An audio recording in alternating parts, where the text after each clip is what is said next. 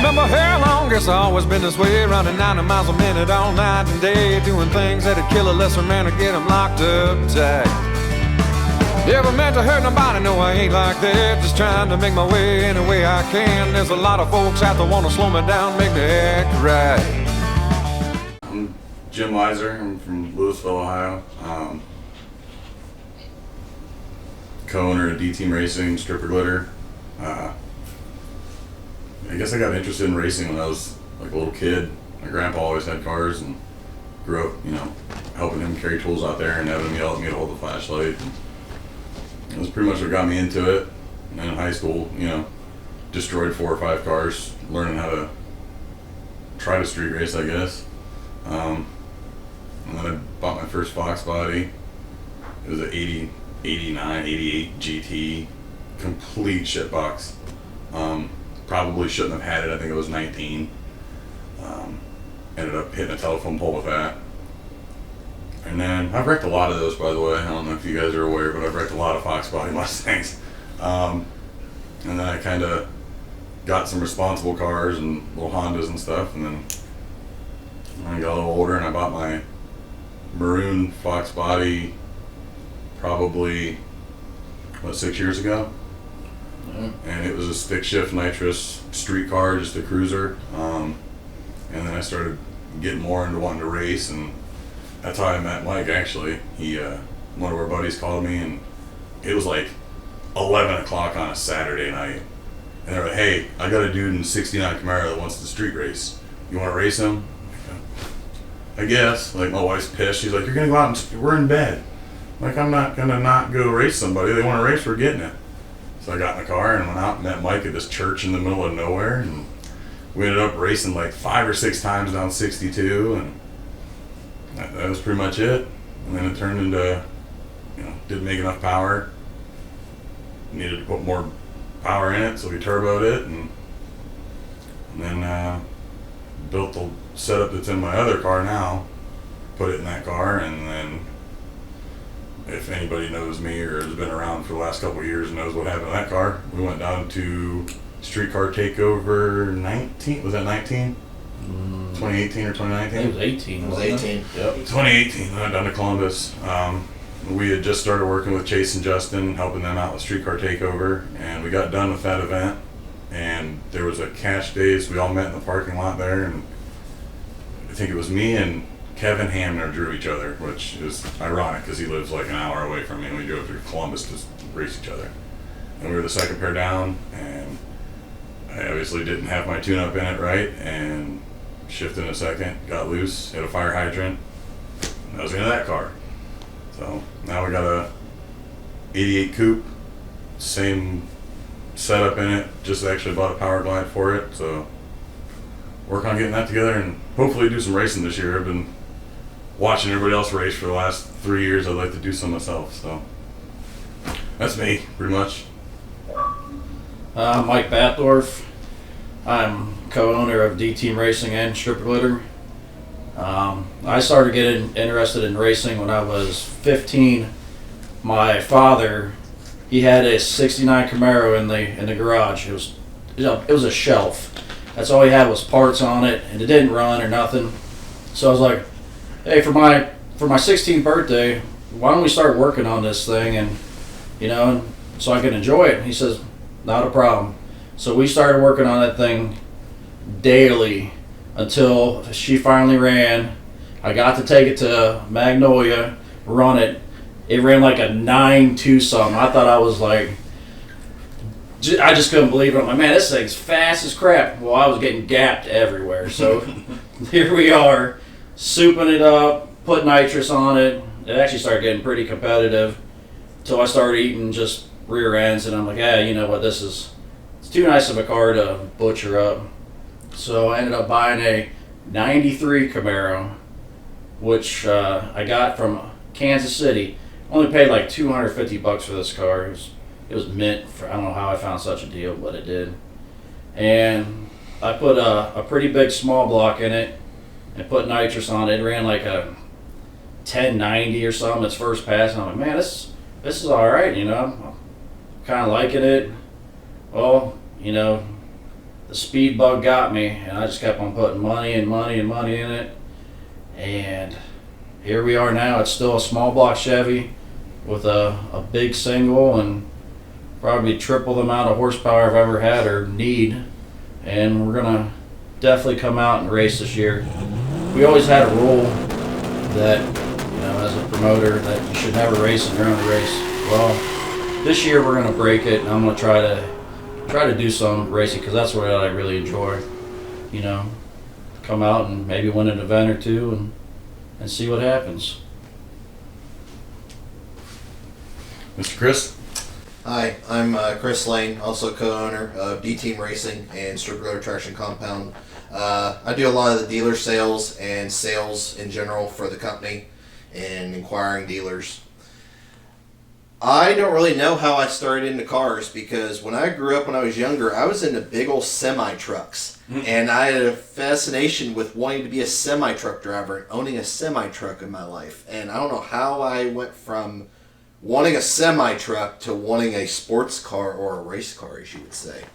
I didn't grow up with anybody. My family members were into cars. I basically grew up into my own self to learn into being into race cars. First car was a DSM, which was the absolute worst, terrible decision I ever made in my life. Didn't know it at the time. Had it for 6 months. I blew it up. My parents were pissed, and life went on. Went into a couple of Hondas between there. Started getting into more show. Then I went into forced induction.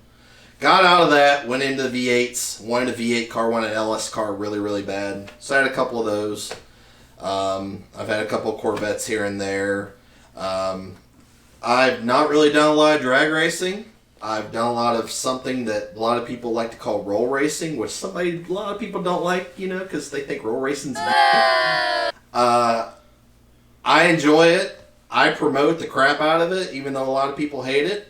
But it is what it is. I don't think I'm very good at drag racing. I would love to become more of a drag racer and learn more, and I think I could be good at it if I tried. Over the years, I've got to do a lot of cool things with cars. TX2K was one event that I went for 7 years straight. That brings out probably the fastest cars in the world as far as roll racing as anything, dig racing, you name it. And it has netted me to meet the people that I know today, such as Chase and Justin, who we work for Streetcar Takeover. The first time I ever met Chase was the night that he almost got his ass beat by the underground racing guys in the parking lot of Millet Shop. That's how I met that's how I met Chase. Kyle at Streetcar at 1320 Video, met him down there. That's how I know them guys today. Have good connections with those guys, and bring those connections to all of us to benefit all of us. It's been a heck of a journey with these guys. I first met Mike one night. We had a local hangout here in Canton, and he was all into racing and stuff like that. He had his 69 Camaro he used to bring out all the time, and became real good friends with him, seen him almost every weekend. Then some friends of ours brought up about, hey, we should do a drag race. We should do a no prep race. So me and Mike got together, and we did our first no prep race at Quaker City Raceway. It was our first event we'd ever done. We'd never done anything like it in our life. We didn't have that many cars. We had quite a bit of a good amount of cars for what it was. Had like 700 spectators for our first event ever, which was amazing, we thought, at the time. Didn't know what it was going to turn into. Look at it now. We have our D team. We have No Prep Mania, which is becoming one of the biggest no prep events in Ohio now. And we have our own traction company now, and that's when we brought in. And then we brought in Jim to bring into No Prep Mania, and it's been a heck of a journey with these guys. I don't think I'd want to do it with anybody else, because we're all straight business. We all get along. We all have the same ideas, and all we can do is just go up from here. And It's crazy too, because I think the first event you guys even did at Magnolia, I wasn't even part of. You told me to bring my shit down and race in it. Yeah, because we didn't know what to expect. I mean, Quaker, nobody even really knew what no prep was when we did. That was a long time ago. That was 6-7 years. That was 16. Yeah. Yeah, 16. It's been that long, and people are like, "What is no prep?" Well, we just heard about it. We're like, "Hey, you know what? Let's try it." I know a lot of street guys want to get down. We can do it safely at a track, so we tried it, and I think we ended up with 18 cars, and like I said, over 700 spectators. People couldn't believe it, and they said, "Man, let's do another one." So it's crazy. That was the last event I ever raced in. Period. Like the last time I raced my car in an event was at that race. Yeah. It was a good time. Like and we miss it because they don't want to really do a whole lot more with that. And being our first event ever we ever did, I mean, it brings back bitter memories because that's how this really all came to be. Yeah. This is all how it started. Yep. Was with that event. And we thought we were, at the time, we thought we were rock stars then. We brought all these people together. And now, I mean, our event now brings out 2,000 spectators. And we can do a 32-car, $10,000 field. It's like no job. Like, I remember when we first talked about, like, we should do a $10,000 payout. And we're like, dude, there's no way we're going to get 32 cars. And now it's like, we don't even really think about it being an option. Like, we're just going to fill the class. Like, we'll fill the class. Yeah. There's that many racers that we deal with on a regular basis at all the tracks that it's almost a given that we're going to be able to fill up a class or get close to it. Yep. Yep, 100% agree with that. What was it, 24 hours we filled 32 cars? Yeah. Yep. And then had 8 alternates. Mm-hmm. Yep. That's crazy. It's good times. So how did D-Team come to be D-Team? Oh boy. D-Team racing happened. Because of this fellow right here. D-Team racing happened because of Chris talking shit. Well, I guess he wasn't talking shit. It was definitely. It was ironic because Chris doesn't drag race and referred to us, and the video that he referred to was me out just gapping everybody one night. Like I think we got together with 6 or 8 guys. Yeah, we had a little cash. It was like a $20 or $30 buy-in. Like we were just out having fun on a Saturday night, and somebody was out and they got a bunch of videos of us, and I ended up racing every person there and beating every person there. Me and Mike ended up, I think we split her. I gave you like 80-20 or something like that. I gave him as my whatever. Yeah, you still beat me. I did. I beat everybody that night, and I felt like such a gangster in my 600 horsepower stick shift car. I'm like, yeah, gapping everybody. And Chris, somebody said something about wanting to put a street race together between like North and South or something like that. And Chris posted up a video of the night that I was racing everybody. And I was like, well, this is our D team. We'll bring out our A team. So literally that night I called Mike and I'm like, I'm getting stickers made. I'm going to wear D team shit every time I see Chris for the rest of my life. Yep. And I wasn't mad at him, but at the same time I was just like, yeah, D-team. Really? D-team? You want me to be the D-team? I will be the D-team. Yeah. So I got D-team stickers, and I think I had a hat made like a week later. Yeah. Like I was all about it, and then it just kind of snowballed. Like we just started hanging out, going to street. Chris was flagging street races all the time for us, and we were just going out and doing hood rat shit. And then next thing you know, it was like, we can really do that. Like we can do something with this. And everybody always asks like, what's D-team? What's the D stand for? I'm like, it's not that. Like. It's funny, but at the same time, like it literally was like we were the D squad, like we were the backups for the backups, and it was just funny. And so now it's like, there's no animosity towards them, obviously, because it turned into something cool. But it's just it's a funny backstory. That's like, you call me the D squad, and like, all right. At the time, I did not make it seem like that. They took you that. Did. I read it that way, and it didn't matter what you told me after that. That's the exact way I was taking it. Couldn't even be nice enough to call you the B squad. No. He could have called us the backup hobos. I wouldn't have cared. No, D team. You went right to the D. All right. So what was next for D-Team after it was born, essentially? Really just do hood rat stuff and have fun with it. Yeah, I mean, honestly, I think getting on with Streetcar Takeover, Chris introduced us to Justin and Chase, and we went down and worked Columbus. Yeah, their first year, and they loved it. That's Yeah. the And first time I met you guys. Yeah, probably. Yeah. And then we started traveling with them. I mean, Yeah. everywhere. And that We've was been to Indy. We've been to Charlotte. We've been to Bristol. we've been to a some lot of places with good, them. good events too. And honestly, I give a lot of credit and everything to those guys for teaching us how to run a business and be orderly when you go to the track. Because a lot of times we go to the track and we'll watch somebody put an event on, and it's just like there's no organization. There's no. It's a mess sometimes, and it's like I can't imagine trying to do that with full classes of cars and nobody knows where they're going, nobody knows what they're doing. So working with them really taught us to, this is the order you do things, this is where you go, this is how you pair people up. And Yeah. honestly, that was a big learning experience that I think has changed our program. Absolutely. Mhm. Got our For the foot in the best. door with everybody Yeah. as well. Yeah. We've gotten to meet people that normally we would never get to meet. Yeah. And A lot of big name companies that's a big supporter of ours that we support them.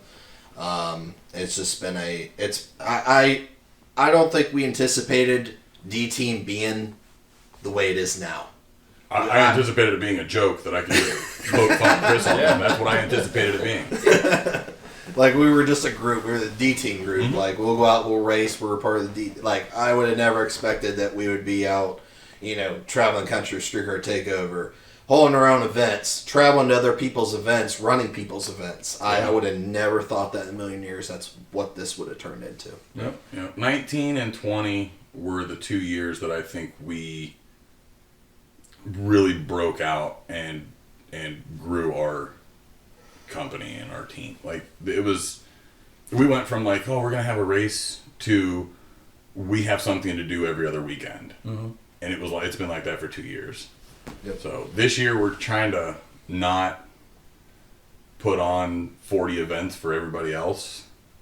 Not that we don't want to go be a part of these events, but it got overwhelming to the point where I couldn't even work on my car. Mike couldn't work on his car. Yeah. Chris didn't have time to do anything. we didn't get to race at all because we didn't have time. We literally every weekend we went somewhere. And don't get me wrong, I love it, and I know these guys do too. But it almost became overwhelming going to 15 or 20 events a year trying to run, and Yeah, not that we're not doing anything this year, but we're gonna not do. It's local. Yeah, I'm not driving 8 hours to go put on a 10-car field race somewhere in Kentucky. Like I can't do that. So we want to race some this year, but we also want to be a big part locally, especially in the state for events. Yeah. So. Yeah, 19. I think 18 to 19 was our breakout year when we started really getting into doing other events. Like I said, when 19 came around, our team was our first year with SET, and that was a game changer for us in being a part of something that's incredibly huge, which it really is. And I mean, it just keeps growing and growing. Like I haven't told these guys yet, but we got invited to go out to be a part of the planning for ice cream cruise for 1320 Video this year out in Nebraska. Yep. And we'll be going. That's something huge that Kyle brought to me, and I'm down 100% to go do that because that's a big race for what they do and how much they bring out. And I believe it's for a good cause too. It's Absolutely, they do it. It's a big donate. It's a big donation. They donate it to. I can't remember what the organization is out there that does it. I don't remember. But exactly, but I know that there's a huge support for that. So. Yep. I mean, there's kind of something to be said then for the fact that you kept things growing in 20 then. Yeah. Yep. Yeah. Every single one of us sat there when this whole pandemic happened, and we're like, "This is gonna ruin." Yep, we're destroyed. It's gonna ruin our. Like, we had a lot of. I don't really know. Like, It was. Let's just put it. I mean, it was scary. We were jumping in. We're like, "Oh Lord, this is gonna. Our events are gonna fall apart. People can't come out. What's gonna happen?" We're starting a company in the middle of a pandemic. Yeah, we literally I mean, started Stripper Glitter January 1st of 20. Right when the stuff was taking off, we're like, "Oh boy." I mean, we really didn't know it was this bad, but like we had a lot of momentum with our events going into 20, but the whole Corona thing. It was like what if we can't have our events? Like, so we have a year where we can't do anything. We can't grow. Or we just like that was our first big year. What are we gonna do? No, that was the first event. They tried to shut it down. Remember? Yeah. They said absolutely not, but the governor said, yeah, you're allowed to have spectators out. Yep. Mm-hmm. So we snuck. I promise you, I don't care who's in charge of anything. We're not shutting our events down. No. We used to sell just a homemade prep we had when we first started doing events. I think it was 17 or 18. We started making up some stuff, and we noticed it was a lot different than anything that we've seen. So we started selling it at our events, and people loved it. Yeah. So we were like, hey, maybe we could do something with this. And on our way to PRI. Yeah. Was it, 2 years? It had to be 2 years ago. No, it was. It was 18. It was 2018's PRI. Yes. Yeah. We driving down, and boy, I don't even know. We were talking. No, it was so. It was. We were in my truck, and we were talking about why I don't like going to the strip club. Not because I don't like going to the strip club, but because like as soon as you walk in there, you just get blasted with glitter from strip. It's on the chairs, it's on everything, and you cannot get it off of you. It does not matter what you do. You can wash your clothes, you can take a shower, and there's still stripper glitter somewhere, and it just sticks to everything. And it was one of those things where we were joking about like, so we should name our traction compound because we've been making our own. We didn't buy anybody shit. Like we always just made our own. Yeah. And it just kind of originally again it was just a joke. I'm like we should name some traction compound stripper glitter because that shit literally sticks to everything. And here we are a year later. 100 and something distributors.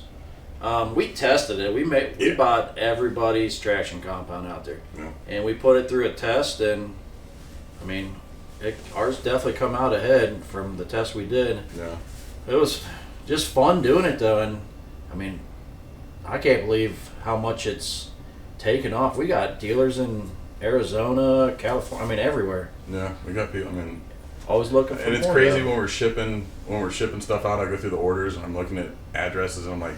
I remember I shipped, I think when I finally realized we were a real company, I shipped like a hoodie or something to South Dakota. And I was like, who's in South Dakota that knows who we are? Like that is, and I'm like, we really, and now, I've sent something to every state. I think I sent stuff to Hawaii. I sent stuff to some dude on a military base in Europe. I'm like, this is. Yeah, we get asked all the time from Australia. Yeah, Australia, Canada. Yeah, I wish we could ship the stuff to Canada because it would be Canada's easier to deal with than Australia. Yeah. Like shipping to Australia is so expensive. It's very expensive. Doesn't justify. It's wild. Yeah, but we get messages like that all the time, and it's cool. And people send us videos nonstop, and we love it. I hope it keeps on going because some of these guys on the street are making some serious power. Yeah. And it's dramatically helped their program. Yeah. Compared to say what they were doing with their technique, what they were using before. I mean, these guys are full blown excited. I mean, they could probably be jumping up and down, excited in their own garage that that something like this changed their life. Because I mean, it'll change your life. Well, in one way than one. Another thing too was when we had our event at 42 last year, another one of the local companies that sells traction compound was there, and as much as I want to promote my own stuff and promote our brand and our companies, like I'm not gonna put down somebody else's company. Like if they're there, they're supporting us just as much as we're supporting them. I encourage everybody to try everybody's stuff. It's not about I hate so and so and I don't like it. If you don't have another company to compete with, then you're never going to get better. We're never going to improve. So we've been testing stuff out. We've been changing things and trying new things. And I've talked to a couple chemists. Like there have been so many different things that we've just kind of tweaked, changed, and tried. And we're never going to be satisfied with what we have. Nope. It will always get better. No matter what we do, it's always going to get. And I'm not here to just sell something and give you whatever, and that is what it is. Like I'm not here to just sell a product. Like I want it to be better than it was last time. Yep. So every year we're trying to get better. Yep. Yeah, and we just don't. And like like Jim said, like we want whatever works best for you. We're going to push this product on you. Yeah. Because we know you. If it works for you, great. If it doesn't work for you, that is 100% perfectly fine. You will not hurt our feelings whatsoever. I just want to see people be fast. Yeah, Yep. exactly. I want right. whatever makes your program faster, I want you to use. If that means you're using somebody else's brand or your own stuff or whatever you're doing, I just want everybody that we race with to be faster. Yeah. Because if nobody's getting faster and nobody's getting better, then it just kind of stalls out racing. Yep. No, just give it, like I said, give us a try. If you like it, great. If you don't, that's fine too. But we've had 98%, 99%. I've had a lot of people that like Yeah, I think we've had. I don't even know if we've had a negative comment yet. There's been a couple. No but matter nothing- what you sell, you yeah. could literally give away free liquid gold, and somebody would bitch about the fact that you gave them less liquid gold than somebody else could give them. Yeah, I mean we always get great compliments back, Yeah. and that's what I love reading messages like that, and that's what makes me go out and do some Well, testing. I think the biggest thing is like we're racers too. We're not just out here trying to sell and make money. Like yeah, we use the same. I take a bottle off the shelf when we go racing. Like I'm using the same stuff that you can order. It's not like I'm making my own stuff that's better than what I'd sell. Like we grab. I'll go to Mike's before we leave, and we've got shelves of stuff that we've already mixed up and put together, and we'll just grab a couple off the shelf, throw them in the truck, and we go. I don't know who would have got it, or it doesn't matter. We use the same stuff we sell. Yep. So yeah, it works for us. It's going to work for you. yeah. Mm-hmm. I think for 2021, we're just gonna try to. Local. We're staying local. We're gonna try to make the events that we've established grow, make them better, make them run smoother. Run more smooth, everything yeah. we can. We're gonna improve. I want to make our events the event that everybody else wants their event to be. I want it to be fun. I want there to be plenty of food. I want you to bring your family. I want you to be able to come laugh and have fun and have music and everybody, And the biggest thing for me is I want competitive, good racing. Yeah. I don't want somebody out here that's 0.6 faster than everybody else in the field just gapping people. I want, and that's the big thing for me is everybody gets faster every year, so it's always going to stay competitive, and that's what I want. I don't want somebody thinking that they're not fast enough to compete because it's a no prep. I mean, it's a no prep at a grudge track. Yeah, you're only going so fast. Or in 42's case, the opposite end of the track. So you're literally racing on. Yeah, this track. is street. Yeah, you can only go so fast. Yeah. So I think this year we just keep growing and keep making our events better and keep making our product better. And we got some new shirts that we're going to be coming out with here real soon for Stripper Glitter. So that'll be a good time. Oh yeah, they're good. Yes, they are. What I really want to see is I want to be able to have a distributor in every state. Yeah. That's really what I want to see for 2021. Yep. I just, like I said, people take a chance. You're gonna like it. Yep.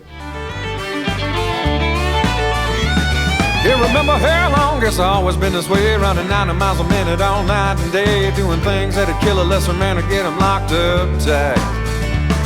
Never meant to hurt nobody, no I ain't like that, just trying to make my way any way I can. There's a lot of folks out there wanna slow me down, make me act right.